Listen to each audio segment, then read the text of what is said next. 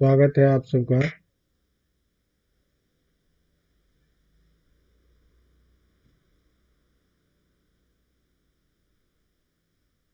दर्शन शास्त्र के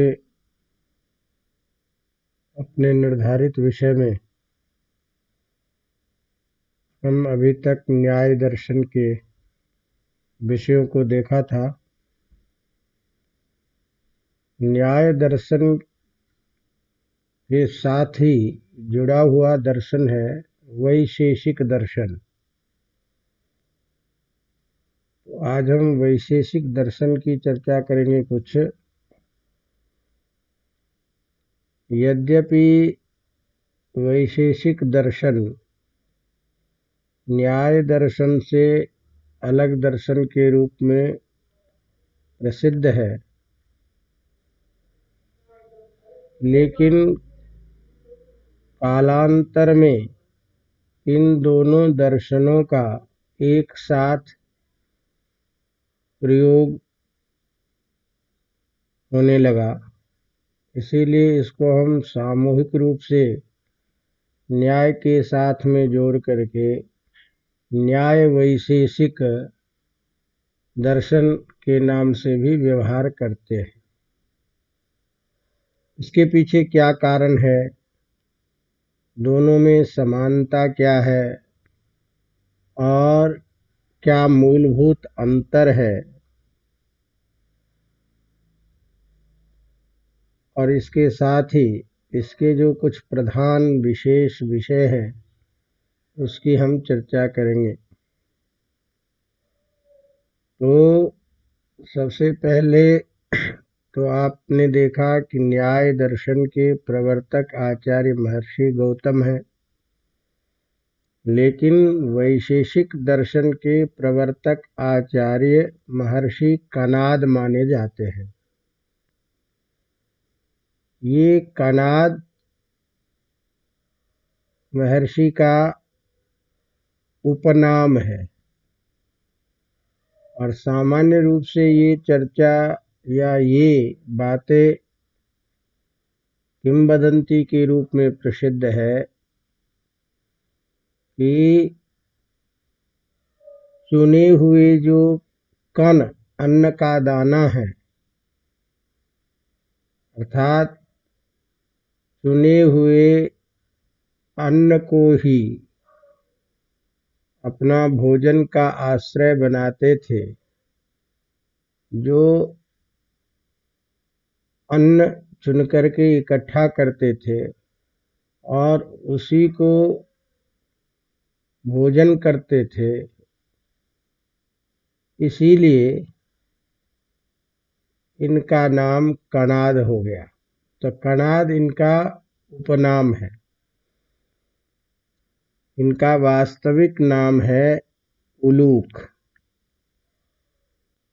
तो उलूक इनके वास्तविक नाम होने के कारण उलूक से संबंधित जो दर्शन है उसे हम औलुक्य दर्शन भी कहते हैं। इसीलिए कणाद ऋषि के उपनाम होने से कणाद यह उलूक के उपनाम होने से इस दर्शन को कणाद दर्शन भी कहते हैं। और चूंकि इनका मूल नाम उलूक था, इसीलिए उलूक से संबंधित उलूक के द्वारा कहे गए जो दर्शन है उसे हम औलुक्य दर्शन भी कहते हैं। तो कणाद दर्शन कह लीजिए, औलुक्य दर्शन कह लीजिए, एक ही बात है।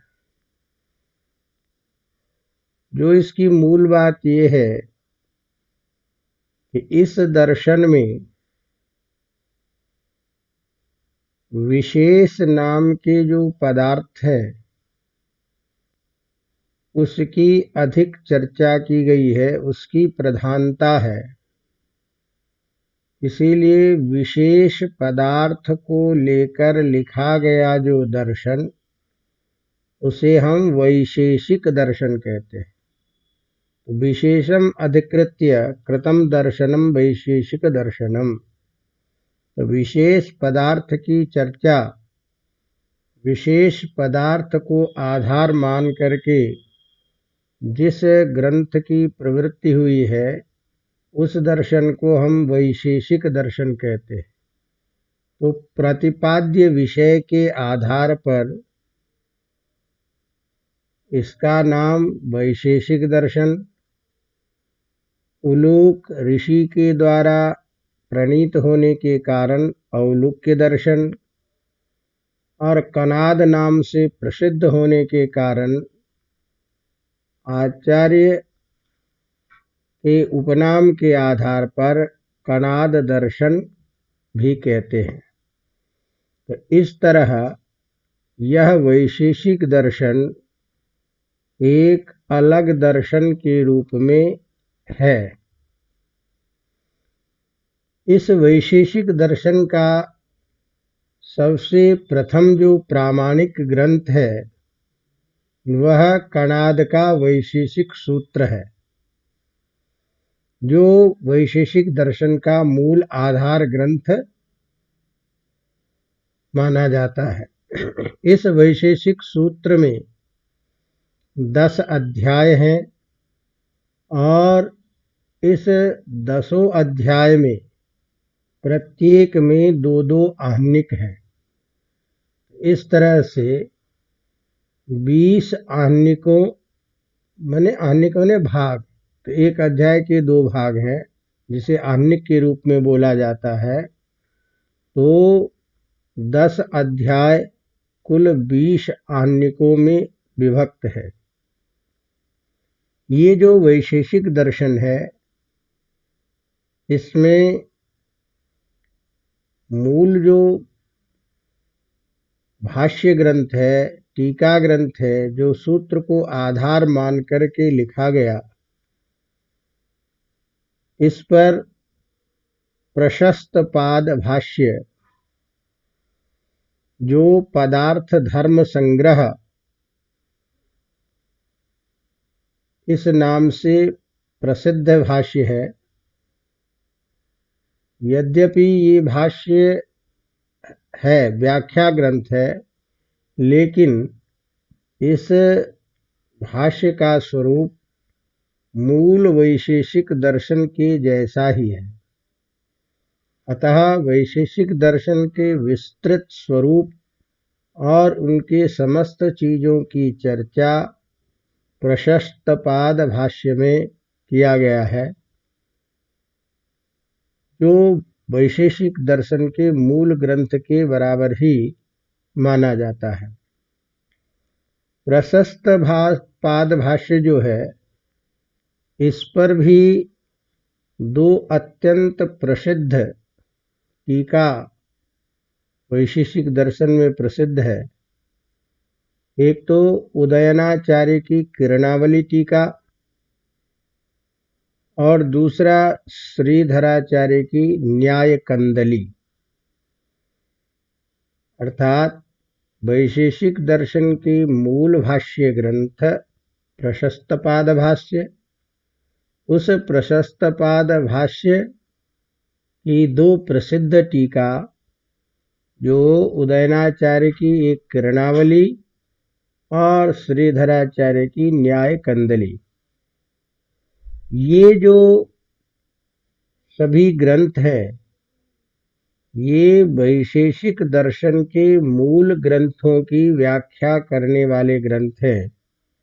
इसीलिए ये सभी वैशेषिक दर्शन के स्वतंत्र ग्रंथ माने जाते हैं। लेकिन इसके बाद परवर्ती आचार्यों ने न्याय और वैशेषिक दर्शन को एक साथ रखते हुए व्याख्या करते हैं। अतः इसके बाद के जितने भी ग्रंथ हैं वैशेषिक साहित्य के, वह न्याय और वैशेषिक दोनों का मिश्रित रूप है। अवगतम? तो इस तरह से न्याय वैशेषिक ये कालांतर में एक साथ प्रयुक्त होने लगा और दोनों दर्शनों में अत्यंत समानता होने के कारण इसको एक साथ ही व्यवहार के रूप में प्रयोग होने लगा। तो वर्तमान में न्याय वैशेषिक दर्शन के रूप में सामान्य रूप से एक साथ ही चर्चा की जाती है।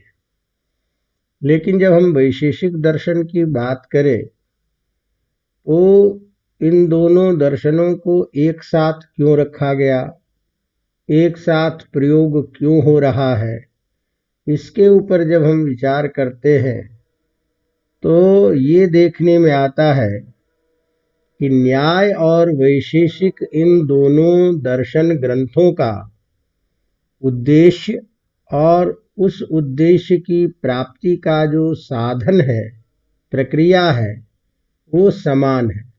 अर्थात जो जीवात्मा है, जीव है, उसको मोक्ष प्राप्त कराना ये परम प्रयोजन न्याय का भी है और वैशेषिक का भी। और उस परम प्रयोजन मोक्ष को प्राप्त करने का जो साधन है, वह साधन वही ज्ञान है।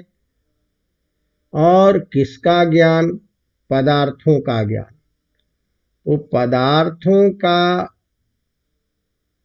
सही ज्ञान होने पर ही उसके तत्वार्थ को जानने पर ही प्रवृत्ति निवृत्ति विषयक ज्ञान होने से प्रवृत्ति परक मोक्ष साधक रूप जो कार्य है उसमें हमारी प्रवृत्ति होती है और वो मोक्ष का कारण बनता है। अतः जो उद्देश्य न्याय शास्त्र का है वही उद्देश्य वैशेषिक शास्त्र का है, इसलिए समान है। जिन उद्देश्यों की प्राप्ति के लिए जो साधन पदार्थ ज्ञान न्याय शास्त्रकारों ने माना है, उसी पदार्थ का तत्वज्ञान करना साधन के रूप में वैशेषिक दर्शन ने भी माना है। इसीलिए दोनों में समानता होने के कारण, दोनों शास्त्र पदार्थ विषयक होने के कारण, पदार्थ बोधक होने के कारण समान कहे जाते हैं। इसी विषयों में कुछ मूलभूत अंतर जब हम करते हैं कि दोनों दर्शन में क्या अंतर है, तो मूल रूप से दो बातों में विशेष अंतर दिखता है। पहली बात तो यह है कि प्रमाण के विषय में न्याय दर्शन में 4 प्रमाण माने जाते हैं: प्रत्यक्ष, अनुमान, उपमान और शब्द। ये 4 प्रमाण वस्तु के प्रामाणिकता के लिए न्याय दर्शन में स्वीकार किया गया है। वहीं पर में प्रमाण के विषय में वैशेषिक दर्शन में मुख्य रूप से 2 ही प्रमाण माने जाते हैं, एक प्रत्यक्ष और दूसरा अनुमान प्रमाण। तो यदि हम इसको देखें तो प्रमाण के विषय में दोनों दर्शनों में मूल भेद है कि न्याय दर्शन 4 प्रमाण को स्वीकार करता है, वैशेषिक दर्शन मुख्य रूप से 2 ही प्रमाण मानता है, एक प्रत्यक्ष प्रमाण और एक अनुमान प्रमाण। वैशेषिक दर्शन अन्य जो 2 प्रमाण हैं न्याय के, उपमान और शब्द, इन दोनों प्रमाणों को अनुमान प्रमाण के अंतर्गत ही उसका अंतर्भाव करते हैं। इसीलिए वैशेषिक दर्शन का कहना है कि यह जो उपमान है यह एक प्रकार से अनुमान की ही प्रक्रिया है। इसीलिए उपमान को अलग से मानने की जरूरत नहीं होती। इसी तरह से शब्द का भी ज्ञान या शब्द का भी प्रयोग प्रमाण के रूप में अनुमान प्रमाण के ही अंतर्गत आ जाने के कारण इसको अलग से प्रमाण मानने की जरूरत नहीं है। इस तरह से हम देखते हैं कि अनुमान के अंतर्गत उपमान और शब्द को वैशेषिक ने समावेश कर लिया, अंतर्भाव कर लिया और मुख्य रूप से दो ही प्रमाण को स्वीकार करते हैं। एक तो ये बेसिक अंतर है। दूसरी बात जो है कि न्याय दर्शन में जैसे हमने पहले पढ़ा है कि 16 पदार्थ माने जाते हैं।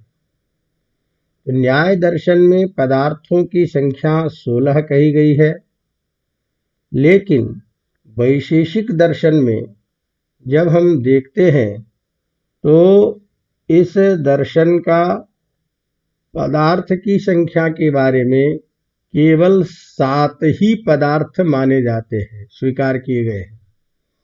तो इस तरह से पदार्थों की संख्या के विषय में मूलभूत अंतर ये है कि न्याय दर्शन में 16 पदार्थ स्वीकृत हैं, जबकि वैशेषिक दर्शन में 7 ही पदार्थ हैं। और वो पदार्थ हैं द्रव्य, गुण, कर्म, सामान्य, विशेष, समवाय और अभाव। ये 7 प्रकार के इसमें पदार्थ माने जाते हैं। तो इस तरह से तर्क संग्रह आदि ग्रंथ में जो पदार्थों की चर्चा की गई है वो वैशेषिक के आधार पर, वैशेषिक दर्शन के आधार पर चर्चा की गई है। कारिकावली आदि जो ग्रंथ है इसमें भी वैशेषिक दर्शन के आधार पर चर्चा की गई है। वैशेषिक दर्शन इसी 7 पदार्थों के अंतर्गत अन्य सभी पदार्थों का अंतर्भाव मानते हैं और कहते हैं कि इन्हीं 7 पदार्थों में सभी पदार्थ समाविष्ट हो जाते हैं, इसीलिए इस 7 पदार्थ के अतिरिक्त पदार्थ की आवश्यकता नहीं है। इस तरह से वैशेषिक दर्शन में प्रमाण के विषय में और पदार्थ की संख्या के विषय में दोनों में मूलभूत अंतर आता है। अवगतम? तो इस तरह अन्य सारी भी चीजें जो है पदार्थ की संख्या भले ही अलग हो, लेकिन मोक्ष प्राप्ति रूपी साधन में इन पदार्थों का तत्वज्ञान ही कारण माना गया है। इसीलिए और न्याय दर्शन में भी पदार्थ के तत्वज्ञान को ही मोक्ष का कारण माना गया है। इसीलिए दोनों के उद्देश्य में और उन उद्देश्यों की प्राप्ति के साधन में समानता होने के कारण अन्य ईश्वर आदि की सत्ता के बारे में भी समानता होने के कारण न्याय वैशेषिक को समान रूप से व्यवहार किया जाने लगा। अब ये तो एक न्याय दर्शन और वैशेषिक दर्शन के विषय में परस्पर भेद और साम्य के रूप में यदि हमारे सामने प्रश्न आता है कि वैशेषिक दर्शन की मुख्य विशेषता क्या है, तो मुख्य विशेषता के रूप में हम पदार्थ की संख्या के बारे में, प्रमाण की संख्या के बारे में बता सकते हैं। अब वैशेषिक दर्शन में ये जो हमारा मूल जो अध्ययन का विषय है ये अलग अलग भी हो सकता है, एक साथ भी हो सकता है। जो ये 7 पदार्थों का विशेष अध्ययन ये जो 7 पदार्थ है ये किस रूप में है, किसको क्या कहा जाता है, जिसकी चर्चा हमको सामान्य रूप से ध्यान में रखनी है। अवगतम। वैशेषिक दर्शन में ये जो स्वीकृत जो 7 पदार्थ है, द्रव्य, गुण, कर्म, सामान्य, विशेष, समवाय और अभाव, इसमें जो प्रारंभ से 6 पदार्थ है, द्रव्य, गुण, कर्म, सामान्य, विशेष और समवाय, ये भाव पदार्थ है। और अंतिम जो है वो अभाव पदार्थ है। इसीलिए यदि हम पदार्थों का विभाजन करें तो पदार्थ 2 प्रकार के स्वीकृत किए गए हैं, एक भाव पदार्थ और एक अभाव पदार्थ। भाव पदार्थ के अंतर्गत 6 पदार्थ और एक अभाव पदार्थ स्वतंत्र। इस तरह से 2 प्रकार के प्रभाव पदार्थों का विभाग किया गया है। भाव पदार्थ किसे कहते हैं? तो सीधा मतलब होता है भाव मने भवनम, भाव सत्ता, अर्थात जो विद्यमान है। तो जो विद्यमान है, जिसका स्वरूप जाना जा सकता है, देखा जा सकता है, वे भाव पदार्थ कहलाते हैं। और द्रव्य, गुण, कर्म, सामान्य, विशेष और समवाय जो है ये भाव पदार्थ में। वैशेषिक सूत्र में केवल प्राचीन वैशेषिक सूत्र का जब हम अध्ययन करते हैं तो उसमें केवल इन 6 भाव पदार्थों को ही चर्चा देखी जाती है। लेकिन इसी वैशेषिक दर्शन के व्याख्याकार आचार्यों ने पश्चादवर्ती जो ग्रंथ है उसमें अभाव को भी स्वतंत्र पदार्थ मानते हुए इसको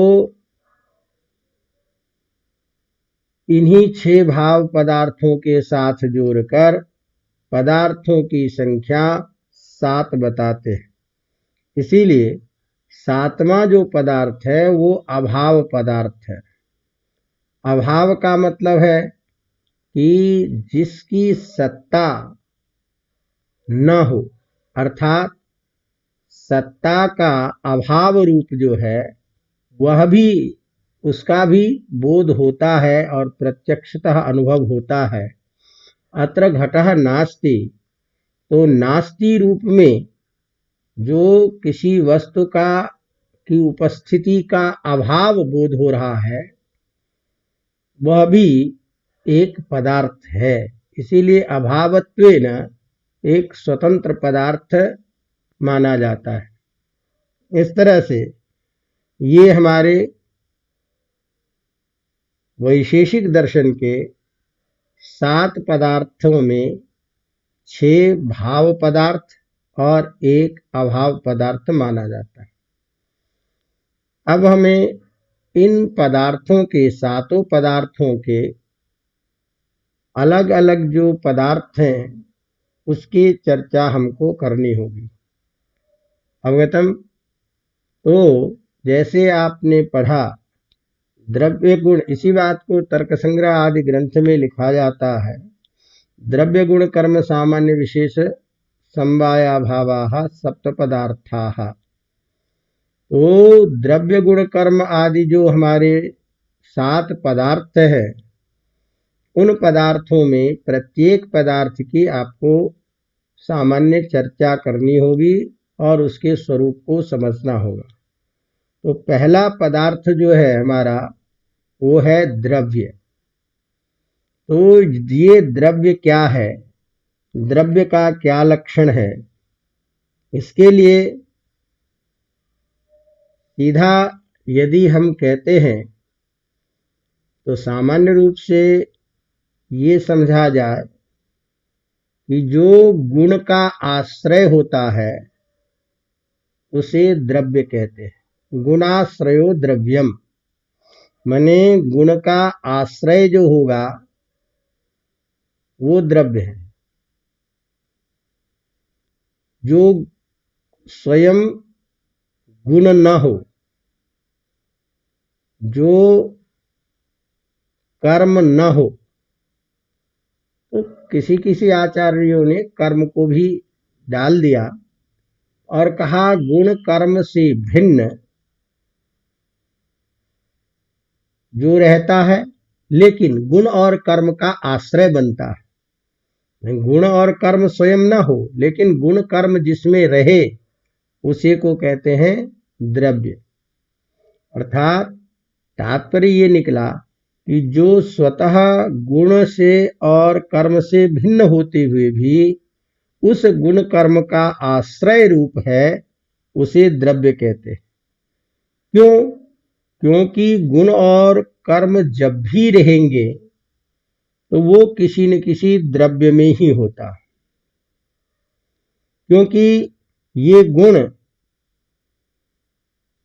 जहां कहीं भी रहेगा वो उसका आधार होगा। तो ये गुण और कर्म जिस आधार में रहेंगे, जिस आधार में रहता है, उस आधार वाली वस्तु को ही हम द्रव्य कहते हैं। अवगतम? तो इस तरह से गुण का जो आश्रय रूप है वह द्रव्य है। यद्यपि कर्म का भी आश्रय माना गया, लेकिन वस्तुतः ये तार्किक दृष्टि से विचार करने पर आकाश पदार्थ जो है वह द्रव्य तो है, लेकिन आकाश पदार्थ में चलनात्मक कार्य न होने के कारण वहां द्रव्यत्व की स्थिति नहीं बनेगी।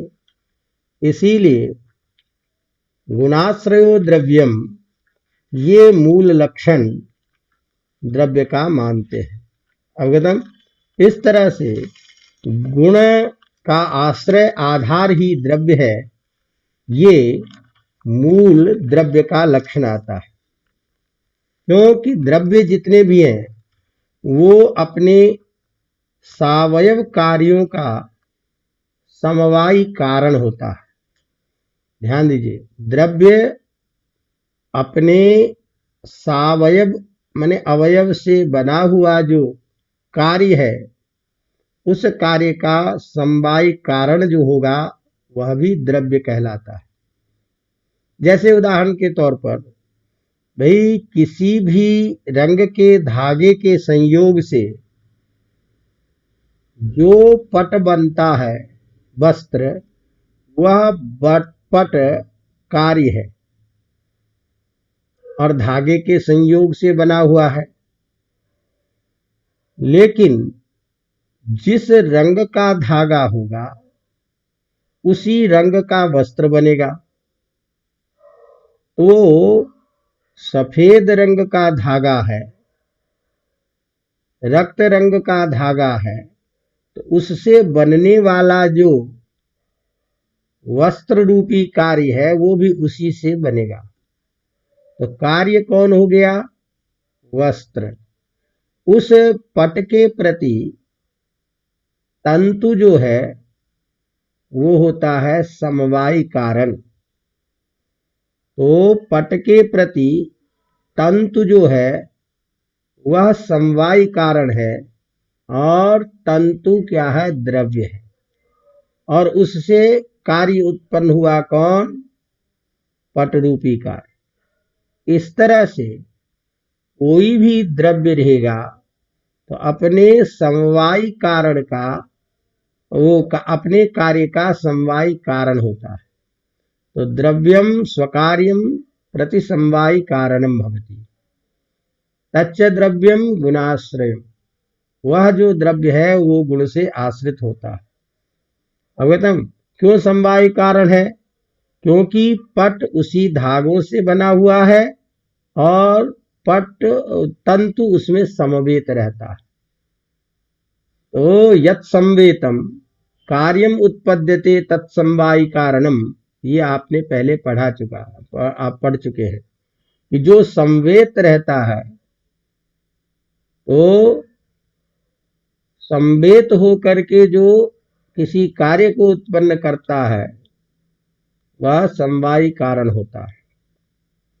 तो इस तरह से धागा से बना हुआ है पट, और उस पट में धागा समवेत है, इसीलिए उसी के अंतर्निहित होने के कारण यत् संवेतम कार्यम उत्पद्यते, जो संवेत होकर के किसी कार्य को उत्पन्न करता है वह उस कार्य के प्रति समवायी कारण कहलाता है।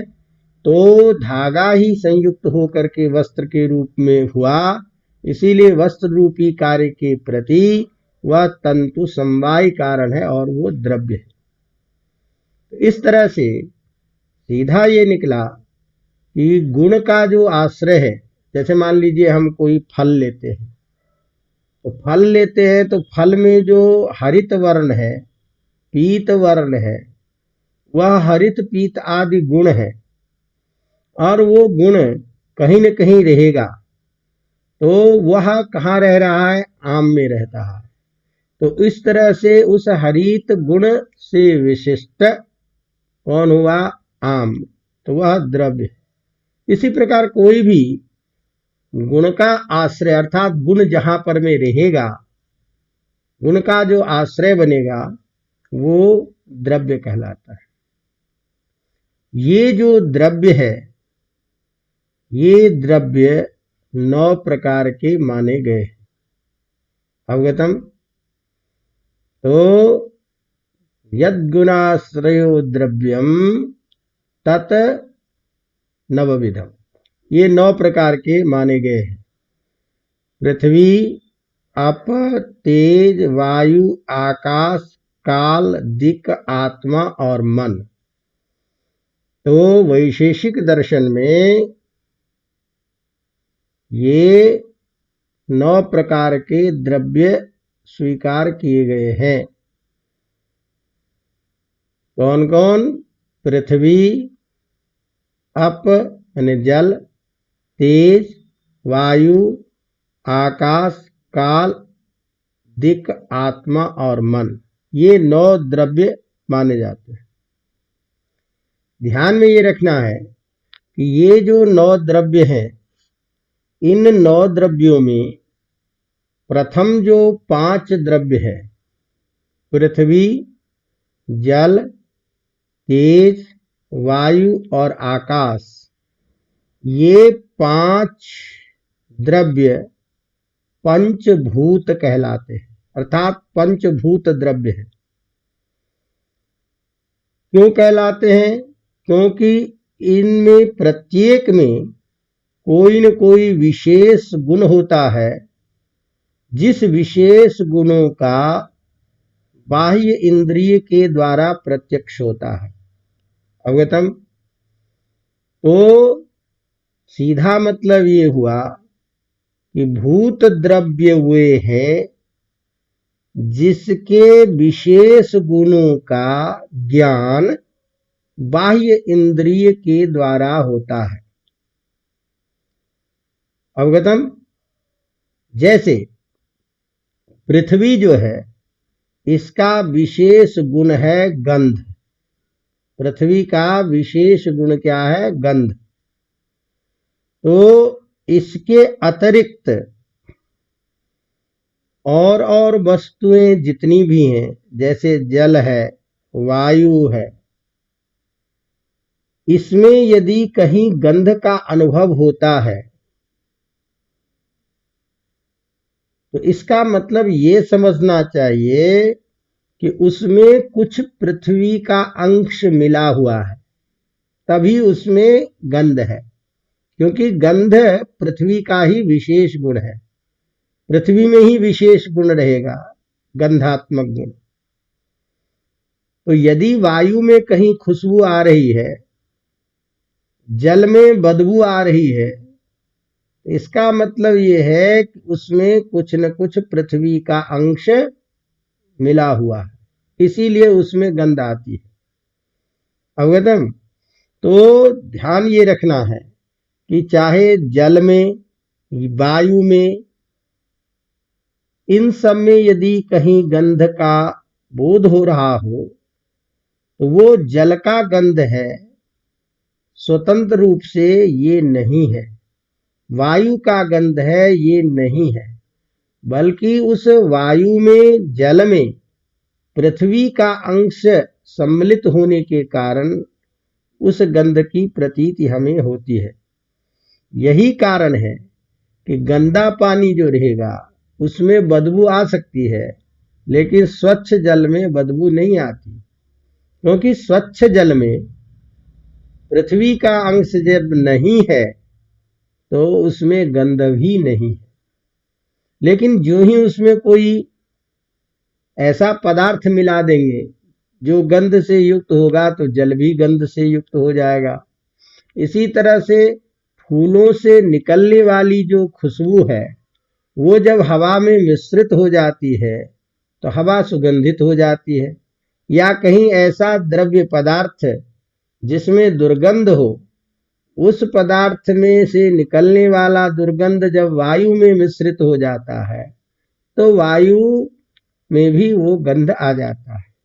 तो वायु में जो होने वाला जो वह गंध या सुगंध है वो उस द्रव्य के कारण है, चाहे फूल के पराग के कारण हो, चाहे कोई ऐसे अवशिष्ट पदार्थ के द्वारा हो जिसमें दुर्गंध है। उस पृथ्वी रूपी द्रव्य का गंध वायु इत्यादि में, जल में सम्मिश्रित हो जाने के कारण जल और वायु में गंध की प्रतीति होती है। अवगतम। इसी तरह से जैसे हमने कहा कि पृथ्वी का जैसे विशेष गुण क्या है, गंध, उसी प्रकार जल का विशेष गुण है रस।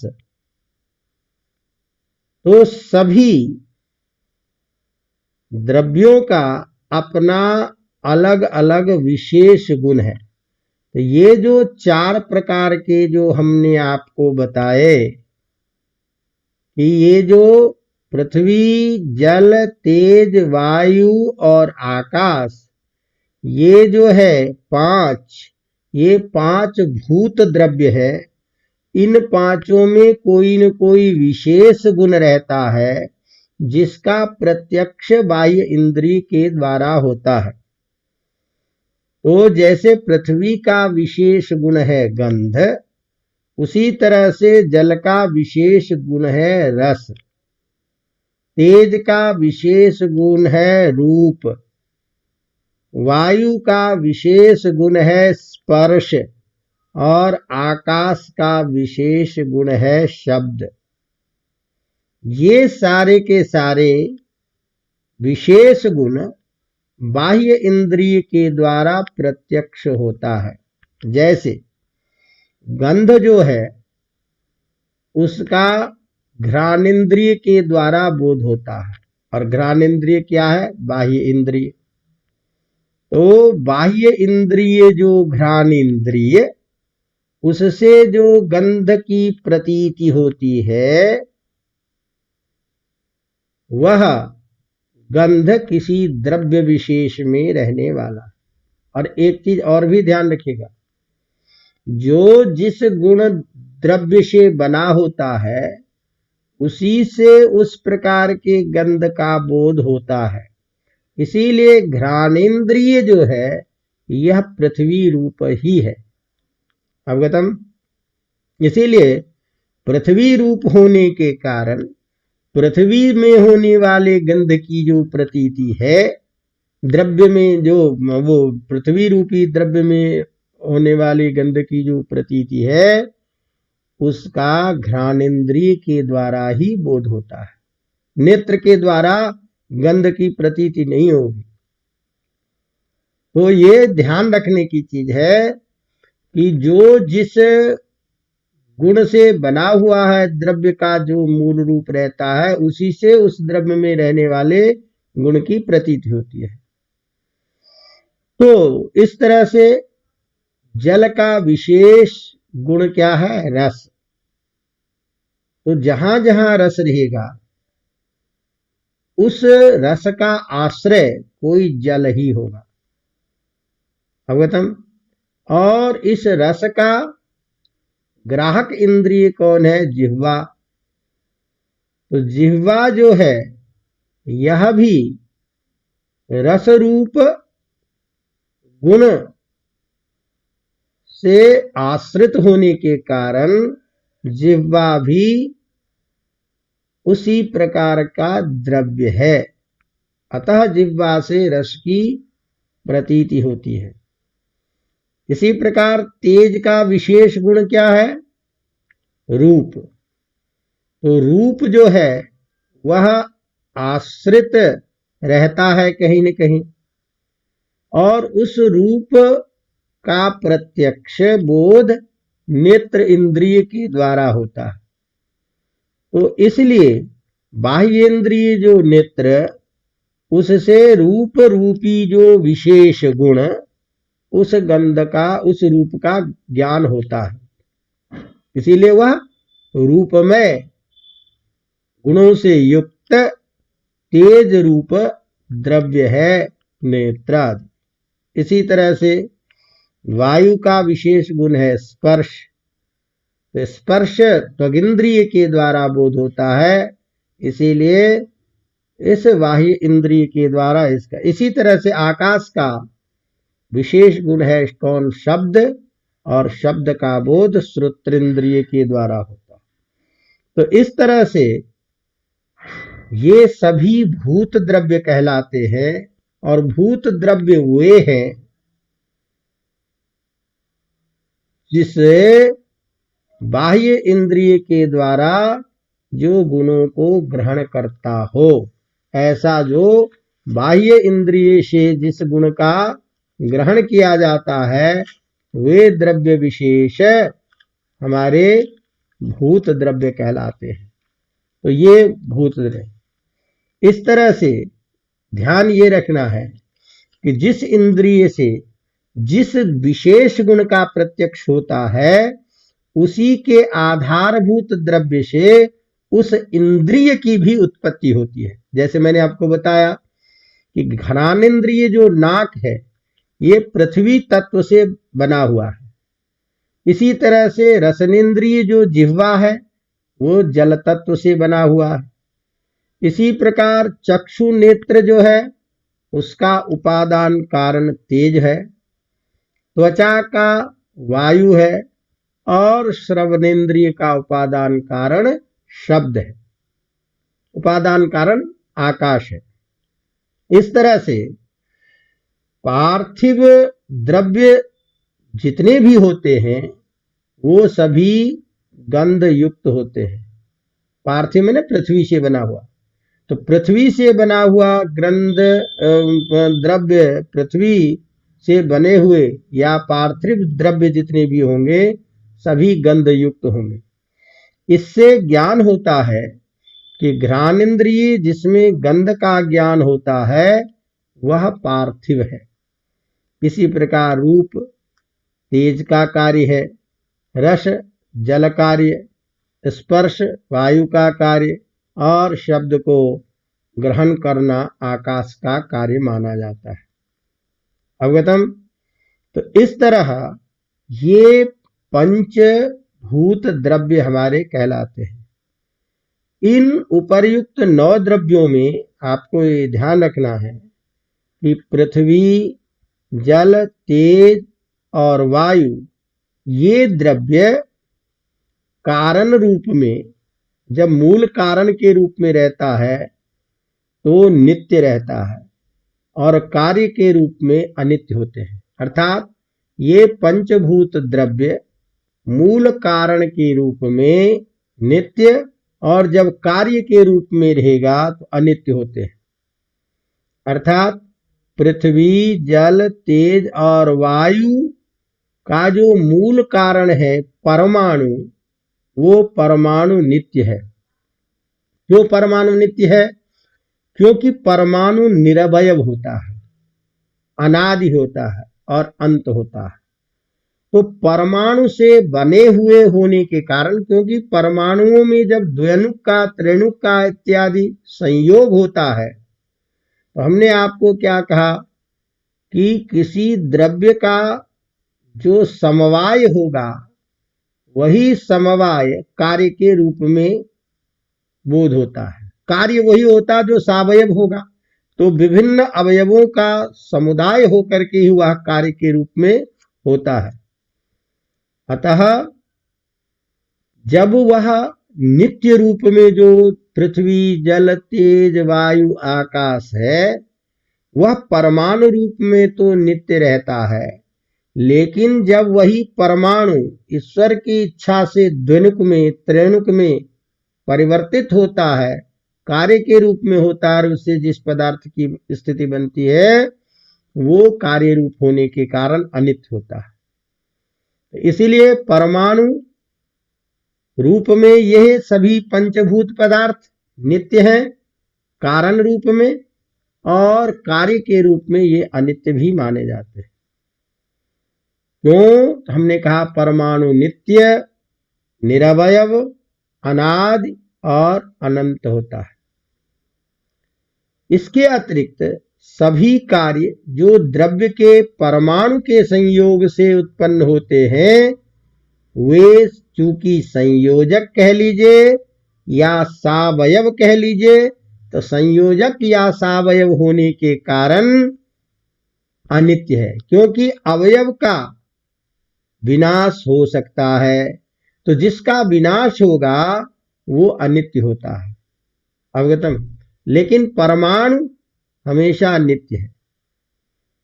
अब ये जो परमाणु है ये सामान्यतः प्रत्यक्ष गोचर नहीं होता है, इसको प्रत्यक्ष नहीं देखा जा सकता, लेकिन परमाणुओं के अस्तित्व का अनुमान किया जाता है। तो अनुमान प्रमाण से परमाणु के अस्तित्व का बोध होता है। और कैसे अनुमान करते हैं? तो सभी के अनुमान में हेतु होता है कोई न कोई। तो संसार के जितने भी कार्य हैं ये सभी कार्य द्रव्य जैसे घट है, पट है, ये घट पट सभी देखे जाते हैं कि ये सावयव होते हैं, और जो कार्य द्रव्य होगा वो सावयव होता है, क्योंकि कार्य का अर्थ ही है। कार्य हम कहेंगे किसको? तो जो भिन्न भिन्न अवयवों का एक विशेष रूप में संयुक्त होना ही कार्य है। कार्य कहते हैं, किसी को मान कहते हो चलना, चल रहा है, तो चलना क्या है? पाद विक्षेप है, तो पाद विक्षेप रूपी अनेक पाद विक्षेप का जो समवाय है उसी का नाम तो क्या है? चलना है।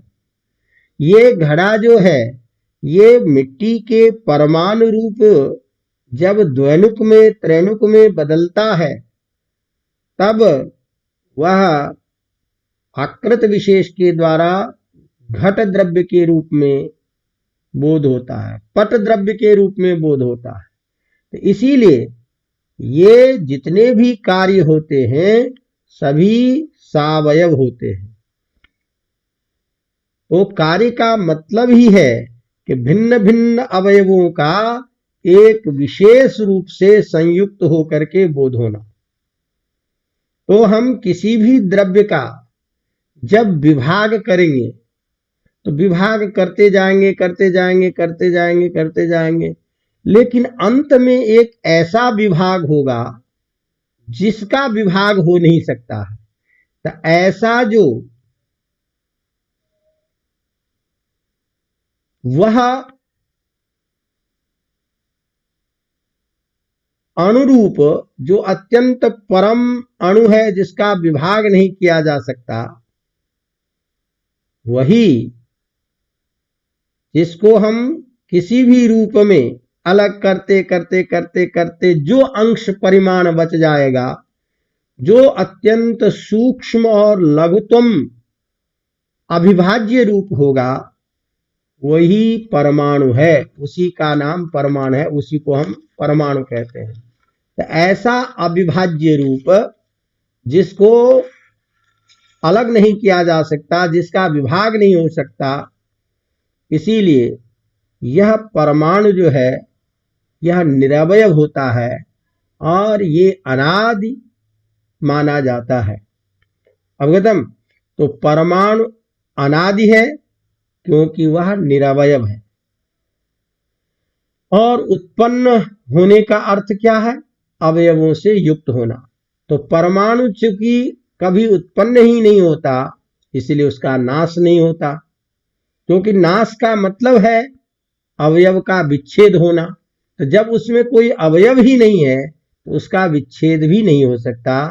तो परमाणु का अवयव नहीं होते हैं। इस प्रकार अनादि और अनंत होने के कारण परमाणु नित्य है। इस तरह से वैशेषिक दर्शन में 9 द्रव्यों में से ये जो 5 द्रव्य हैं ये भूत द्रव्य माने जाते हैं और ये भूत द्रव्य कारण और कार्य के रूप में नित्य अनित्य दोनों प्रकार के होते हैं। अवगतम? इसमें ये 4 भूत और 5वां जो आकाश रूप है, यह भौतिक द्रव्य जो है ये शब्द का आधार है। शब्द गुणकम आकाशम तच्चैकम विभु नित्यम च, यह आकाश नित्य है। अर्थात जो शब्द का आधार है, तो शब्द प्रत्यक्ष होता है किंतु आकाश प्रत्यक्ष नहीं होता है। तो अन्य 4 द्रव्यों से आकाश द्रव्य में यह अंतर है। पृथ्वी का प्रत्यक्ष है, अप का प्रत्यक्ष है, लेकिन तेज का प्रत्यक्ष है, लेकिन आकाश का प्रत्यक्ष नहीं है। तो किसी द्रव्य का बाह्य प्रत्यक्ष होने के लिए कुछ चीजें आवश्यक होती है। इसीलिए इन 5 महाभूतों में से 4 जो भूत हैं, 4 जो द्रव्य है, उसके तो बाह्य प्रत्यक्ष होते हैं, लेकिन आकाश का बाह्य प्रत्यक्ष नहीं होता। क्यों नहीं होता? क्योंकि बाह्य प्रत्यक्ष होने के लिए 2 चीजें होनी आवश्यक है। एक तो उसका महत्त्व माने बड़ा परिमाण होना चाहिए, और दूसरा उद्भूत रूप होना चाहिए, उसका रूप दिखाई देना चाहिए, प्रकट रूप होना चाहिए। तो आकाश का कोई सीमित परिमाण रूप नहीं है और वह शब्द का सर्वव्यापी आधार है। जहां भी रहेगा, सब जगह, चाहे ऊपर नीचे आगे पीछे, इस कोने में उस कोने में, कहीं भी शब्द रहेगा तो उस शब्द का वो आश्रय बनता है। तो यह जो आकाश है यह सीमित परिमाण वाला नहीं है, तो इसीलिए महत् परिमाण से युक्त नहीं होने के कारण, इसका उद्भूत रूप नहीं होने के कारण इसका बाह्य इंद्रिय के द्वारा इस आकाश का प्रत्यक्ष नहीं होता है ना। इसलिए इसका अनुमान किया जाता है। तो अनुमान क्यों करते हैं, कैसे करते हैं? तो प्रत्येक गुण का कुछ न कुछ आधार होना चाहिए। तो शब्द, पृथ्वी, जल, तेज, वायु, इसमें किसी का गुण नहीं हो सकता, क्योंकि इन द्रव्यों के गुण गंध, रस, रूप, स्पर्श ये श्रवण गोचर नहीं होते, लेकिन शब्द जो है श्रवण गोचर होता है। इसीलिए इसके अतिरिक्त, इन द्रव्यों से अतिरिक्त जो है वो अपेक्षाकृत शून्य स्थान में भी शब्द का प्रादुर्भाव होता है। अतः यह शब्द का आधार आकाश है और इस आकाश का बाह्येंद्रिय के द्वारा ग्रहण तो होता है, लेकिन प्रत्यक्ष इसका बोध नहीं होता, प्रत्यक्ष इसका स्वरूप नहीं दिखाई देता। दूसरी बात यह है कि चाहे शब्द है, इस शब्द को हम दिक्, काल, आत्मा और मन का भी गुण नहीं मान सकते, क्योंकि शब्द के अभाव में भी ये सारे के सारे विद्यमान रहते हैं। इसीलिए शब्द के बिना, अर्थात शब्द के अतिरिक्त अभाव में जिसकी सत्ता का बोध न हो, जो हमेशा शब्द का आश्रय बने, वही अलग से द्रव्य शब्द का आश्रय वाला हो सकता है। तो शब्द के बिना भी दिक्, काल, आत्मा और मन जो है वह टिकता है। इसीलिए ये इसके गुण नहीं माने जा सकते, क्योंकि शब्द के अभाव में भी ये विद्यमान रहते हैं। इसीलिए शब्द का आधार एक अलग पृथक द्रव्य होना चाहिए, और वो जो शब्द का आधार है वो द्रव्य आकाश रूप माना जाता है। और यह आकाश एक है, नित्य है, क्योंकि यह निरवयव है। इसीलिए ऊपर नीचे चारों दिशाओं में शब्द की यह प्रतीति कराता है। तो शब्द की प्रतीत होने के कारण उसका आधार द्रव्य जो आकाश है यह सर्वत्र रहता है, यह अनुमान किया जाता है।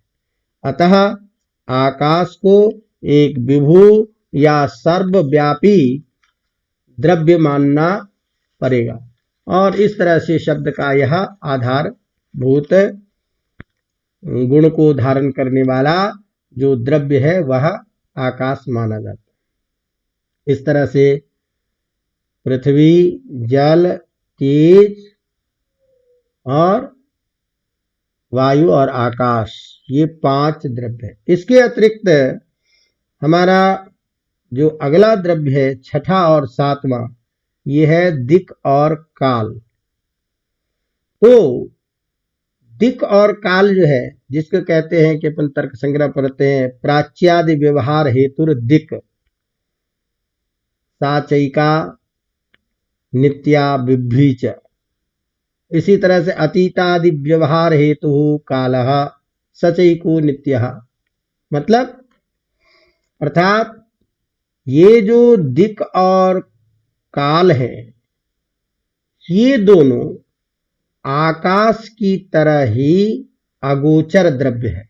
अर्थात जैसे आकाश का प्रत्यक्ष नहीं होता, अनुमान के द्वारा आकाश रूपी द्रव्य का बोध होता है, उसी तरह से दिक् और काल जो द्रव्य है ये अगोचर द्रव्य है। इसमें प्रत्येक जो है यह आकाश दिक् भी एक ही है, नित्य है और सर्वव्यापी है। जैसे हम कहते हैं यहां, वहां, पास में, दूर में, ये सारे प्रत्यय ज्ञान का कारण यह व्यवहार होता है।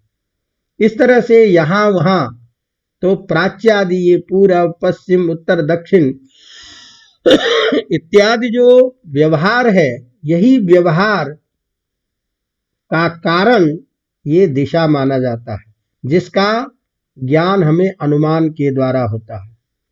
इसी प्रकार हम कहते हैं भूतकाल, भूत हो गया, वर्तमान, भविष्य। तो भूत, भविष्य, वर्तमान इत्यादि के व्यवहार के आधार पर काल का हम अनुमान करते हैं। तो भूत, भविष्य, व्यवहार आदि का जो कारण है वही क्या है? काल है। आकाश, दिक् और काल, ये प्रत्येक जो है ये निरवय है और सर्वव्यापी है, लेकिन इतने होने पर भी ये सभी उपाधि के भेद से अनेक प्रतीत होते हैं। जैसे आकाश एक ही है, शून्यम आकाशम, जहां जहां रिक्तता हो वो आकाश है, तो रिक्तत्व जो है सब जगह एक ही है, लेकिन घट में रहने वाली रिक्तता जो है वह घटाकाश है, मठ में रहने वाली जो रिक्तता है वो मठाकाश है। इसी तरह से उपाधि के भेद से ये अनेक प्रकार के प्रतीत होते हैं, लेकिन ये सभी एक है। तो ये तीन जो हमारे द्रव्य हैं, आकाश,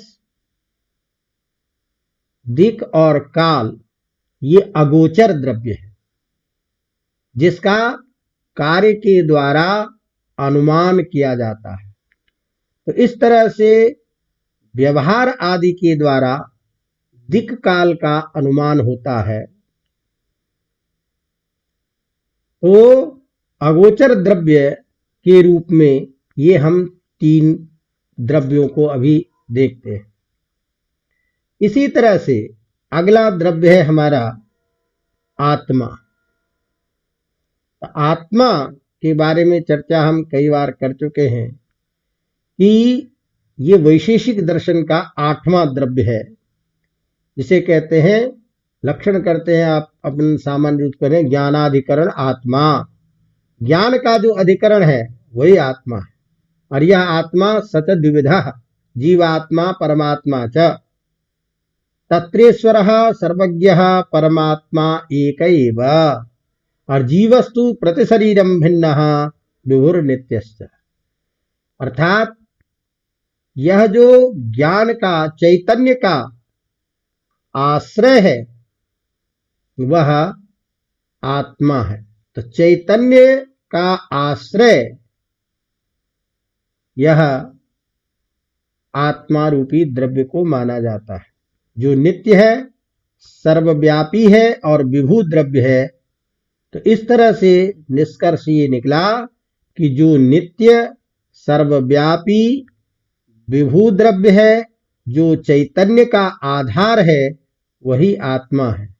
और यह आत्मा जीवात्मा और परमात्मा के रूप से दो प्रकार के माने जाते हैं, जिसमें परमात्मा तो ईश्वर है, वह एक ही है, और जगत के कर्ता के रूप में, सृष्टि के कर्ता, संहारक और पालक के रूप में उसका अनुमान किया जाता है।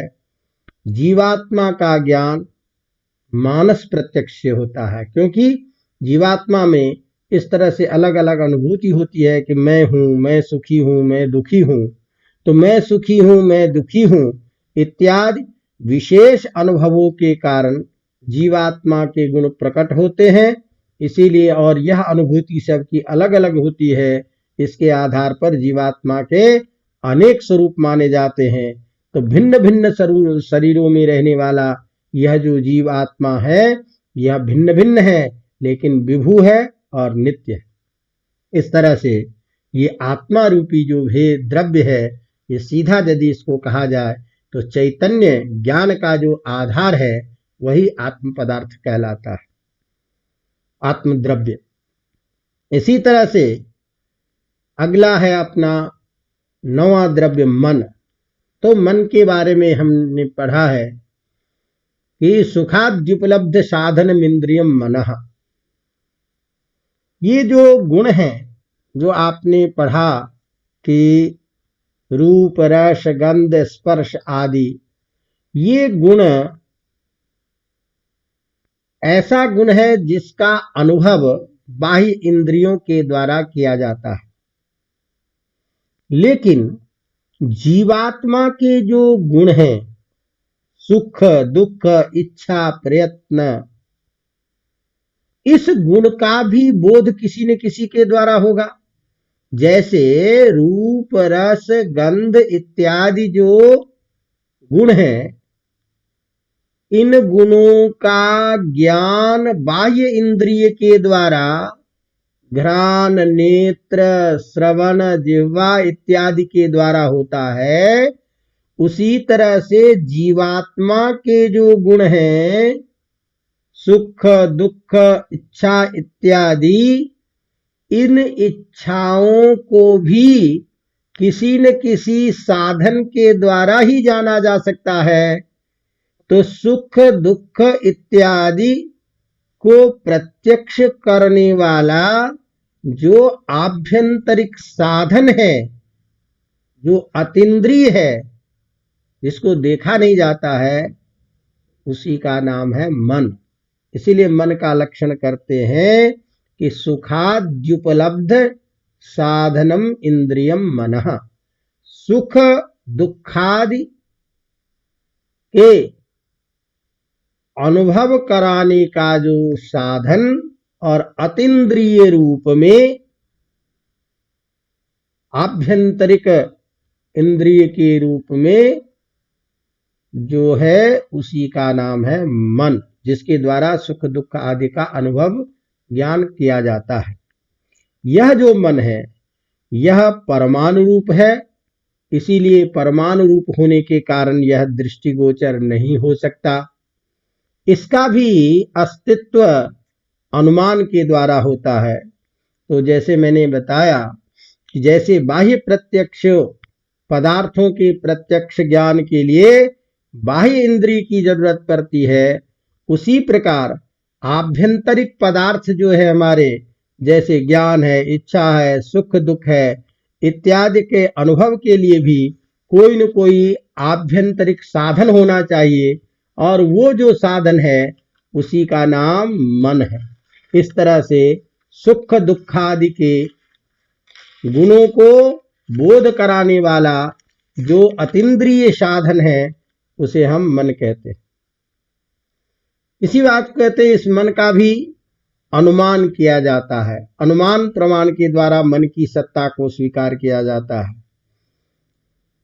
जैसे उदाहरण के तौर पे कहते हैं कि यद्यपि पांचों बाह्य इंद्रिय एक ही समय में अपने अपने विषय से संयुक्त रहते हैं, तथापि रूप रस गंध शब्द स्पर्श इन सभी का एक साथ कभी अनुभव नहीं होता है। यह प्रत्यक्ष अनुभव की बात है, स्वयं के द्वारा भी समझ सकते हैं, जांच सकते हैं। कि जैसे मान लीजिए कि हम एक साथ सभी चीजों का बाह्य इंद्रियों के द्वारा सभी चीजों का स्वरूप ग्रहण करते हैं, लेकिन अनुभव बोध एक साथ नहीं होता, अलग अलग ही होता है। जैसे मान लीजिए कि हम किसी व्यक्ति से बात कर रहे हैं, तो जब बात कर रहे हैं तो हमारी नजर जो है उसके चेहरे के ऊपर है, कान उसके शब्द को सुन रहा है, हम जहां बैठे हैं उसके त्वचा से संपर्क है कुर्सी का, और वहां कुछ खा रहे हैं तो रसना का भी संबंध है। तो एक साथ हमारे इन इंद्रियों के द्वारा सारी चीजों का बोध होता है, लेकिन अनुभव जो है उन सारे पदार्थों का एक साथ नहीं होता। बात कर रहे हैं तो जो सुनते समय में जो कान जो है उसके द्वारा जो ग्रहण किया जाएगा केवल शब्द का ही किया जाएगा। जब हम कुछ खा रहे हैं तो रसनेन्द्रिय के द्वारा उसी समय उसी का बोध होगा। तो इस तरह से देखते हैं कि अनुभूति जो है वो एक साथ नहीं होती है। जिस क्षण शब्द की अनुभूति होगी उस क्षण स्पर्श आदि की नहीं होगी। तो ये ऐसा क्यों होता है?